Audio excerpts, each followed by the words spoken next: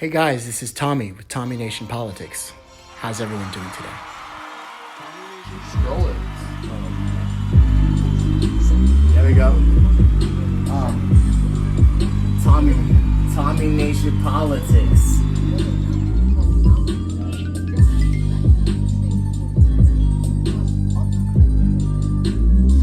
Kiriash Beats. Recording?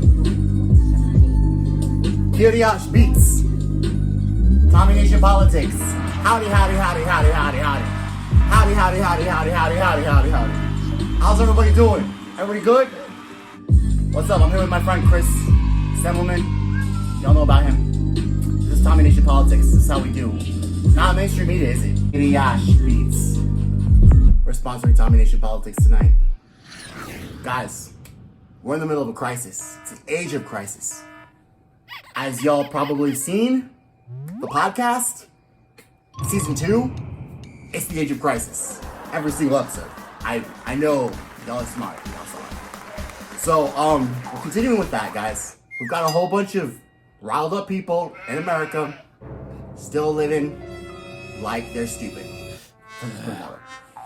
But before we get to the news today, let's just remember the news yesterday, shall we? First, you want to go to the Democratic debate? 2, 1. Let's just remember, guys, what happened with Kamala Harris. Who Kamala Harris is. Who Kamala Harris You took is. issue with Senator Harris confronting Vice President Biden at the last debate. You called it a, quote, false accusation that Joe Biden is a racist. What's your response? I want to bring the conversation back to the broken criminal justice system that is disproportionately negatively impacting Black and brown people all across this country today. Now, Senator Harris says she's proud of her record as a prosecutor and that she'll be a prosecutor president, but I'm deeply concerned about this record. There are too many examples to cite, but she put over 1,500 people in jail for marijuana violations and then laughed about it when she was asked if she ever smoked marijuana. She blocked evidence that would have freed an innocent man from death row until the courts forced her to do so. She kept people in prison beyond their sentences to use them as cheap labor for the state of California. And she fought to keep cash bail system in place that impacts poor people in the worst kind of way.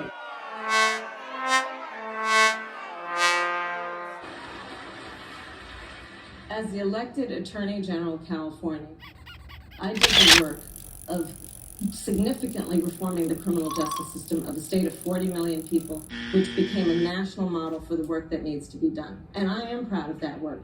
And I am proud of making a decision to not just give fancy speeches or be in a legislative body and give speeches on the floor, but actually doing the work. Because I know that criminal justice system is so broken that I am an advocate for what we need to do to not only decriminalize, but legalize marijuana. Ding, ding, ding, ding, ding. You did not want to legalize marijuana. Ding, ding, lies. The bottom line is, Senator Harris, when you are in a position to make a difference and an impact in these people's lives, you did not. And worse yet, in the case of those who are on death row, innocent people, you blocked evidence from being revealed that would have freed them. You blocked evidence from being revealed that would have freed them. You blocked evidence from being revealed that would have freed them. Until you were forced to do so. There is no excuse for that.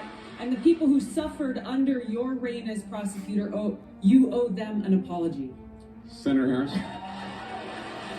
Senator Harris? My entire career, I have been personally opposed to the death. That has never changed. And I dare anybody who is in a position to make that decision, to face the people I have faced, to say, I will not seek the death penalty. That is my background. That is my work. I am proud of it.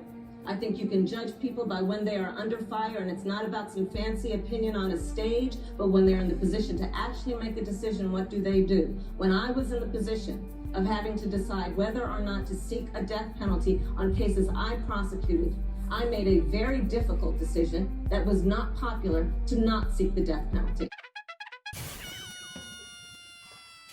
So, basically, guys, I don't really have to even refute or converse about what transpired because pretty much Tulsi Gabbard, the real nominee of the Democratic Party. The Democratic Party ever stood up for the values of FDR or like the workers or like getting things done or actually backing up and walking the walk and talking the talk? If the Democratic Party ever was a real fucking party and not a fake Republican right-wing bullshit party that courts business and doesn't do a goddamn thing. Think of that as the Speaker of the House. Think of that as the Speaker of the House, Tulsi Gabbard.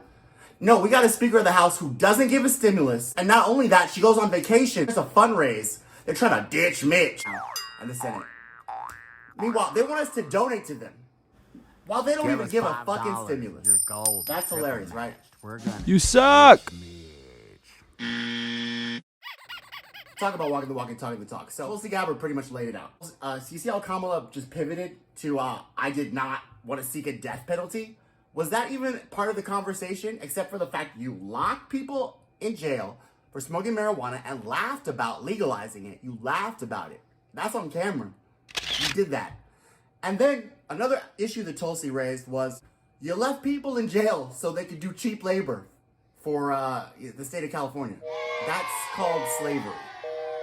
Sorry, Kamala. Half Indian, half black Kamala. So sorry. But Black Lives Matter, Kamala. Okay? I just want to tell you that. Black Lives Matter. The census is in. The census is in. And I think that now you're starting to get it. I think that you're starting to get it now. Because look at this fucking interview on Stephen Colbert. This is precious. This is like you're trying to make up for all of the bullshit that you ever did. Alright. Look out with Kamala. She's trying to make up for it. Oh my god. Thank God. Back here with Senator Kamala Harris. He still looks like he's in his room. In Washington, D.C. First of all, did you wear a mask? I did, but I will tell you, the first protest I ever attended was in a stroller. Why does she keep saying that, dude? She keeps saying that she's in a stroller. Just border protest. Border protest. I know that Does that matter? Very, politically active. What did you learn? You're very politically active in your stroller.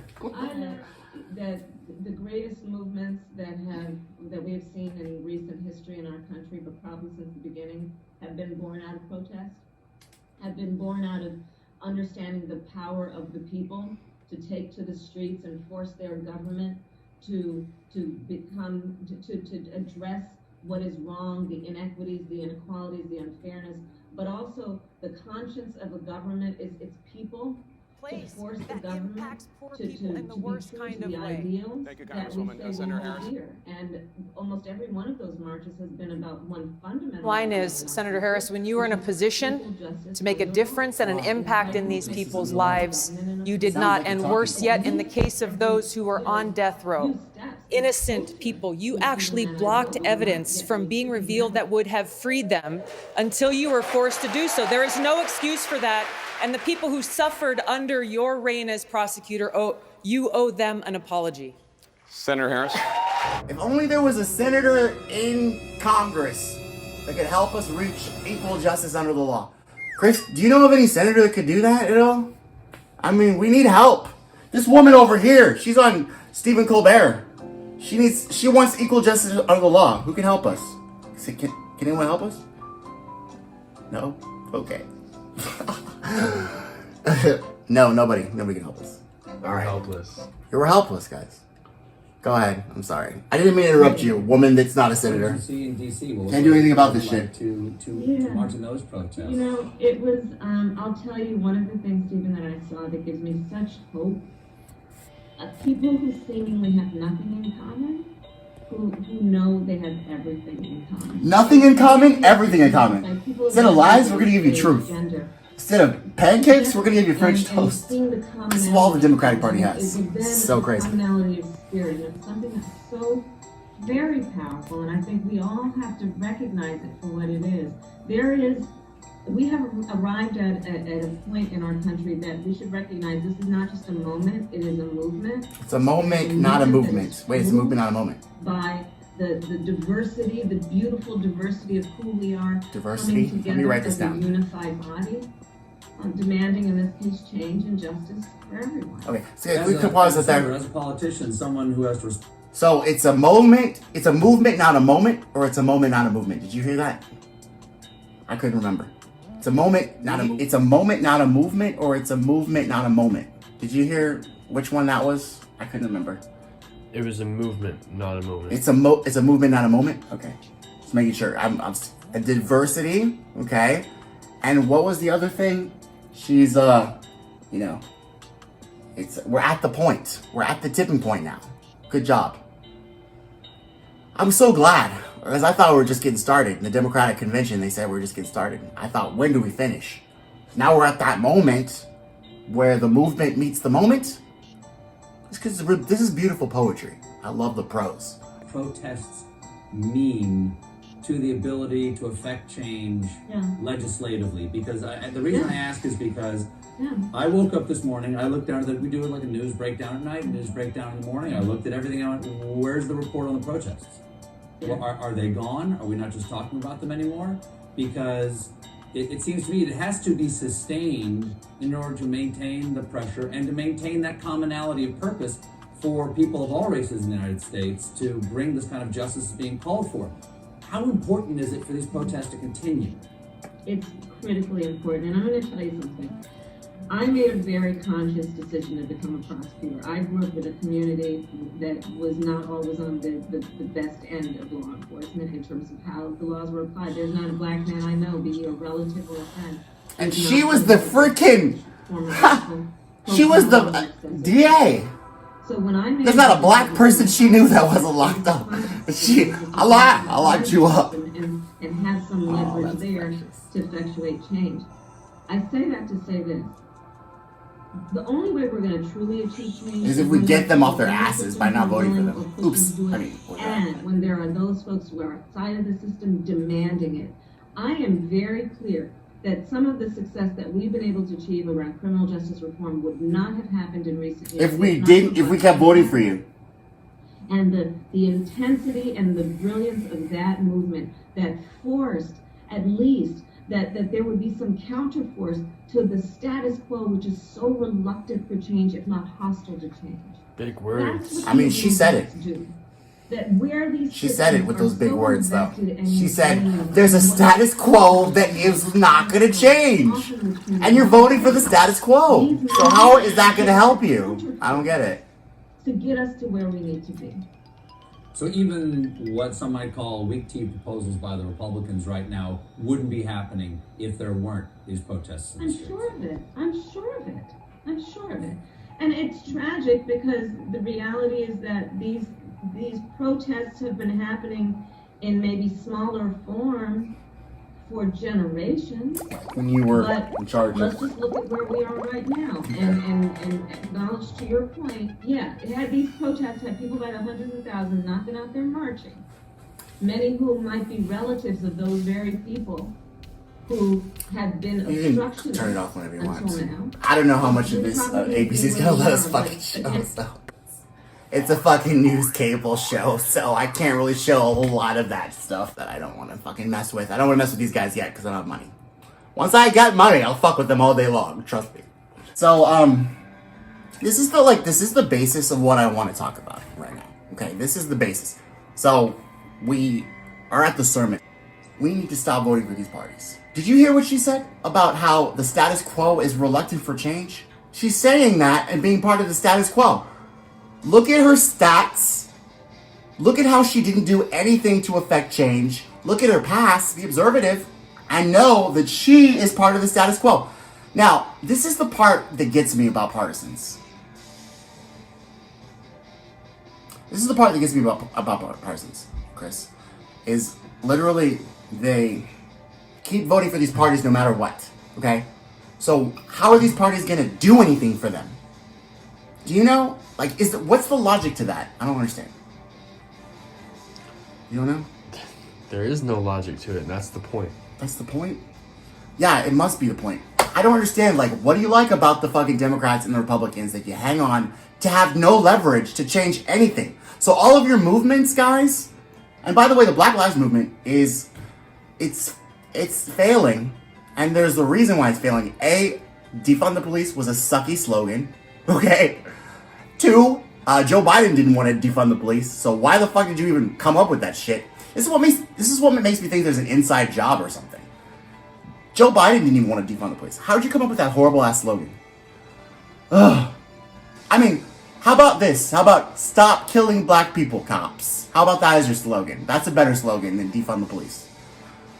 Ugh, like these people. And then now there's no transparency in the Black Lives Matter movement, to the point where no one knows who's in the Black Lives Matter movement, and nobody knows who runs the Black Lives Matter movement. So now the Black Lives Matter movement is compromised. Anyone could be in the Black Lives movement. Anybody could be claiming to be in the Black Lives Matter movement. We have no idea who is in the Black Lives Matter movement or who runs the Black Lives Matter movement. Do you understand why this movement is failing? You guys are fucking cucks. Let's just put it that way. You take sexual pleasure off of this, guys? Do you take sexual pleasure off of watching a movement that's important fucking fall to pieces because of your incompetence? Because that's what a cuck is. A cuckold. Look it up. Chris, do you know the definition of cuckold? Can we get that? What's the definition of a cuckold? I don't know. Can we? No? You can't? Okay. Later. We'll come up with it later. Breaking news. You're a cuckold.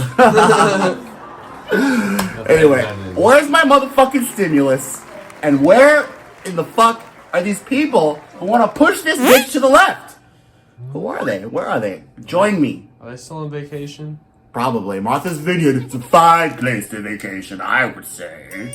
Well, chip to you, Cheerio. We'll just keep on Give voting us Democrat and watch $5. this Your bitch goal lie is a on triple TV. match. We're gonna ditch Midge. Hey guys, this is Tommy with Tommy Nation Politics. How's everyone doing today?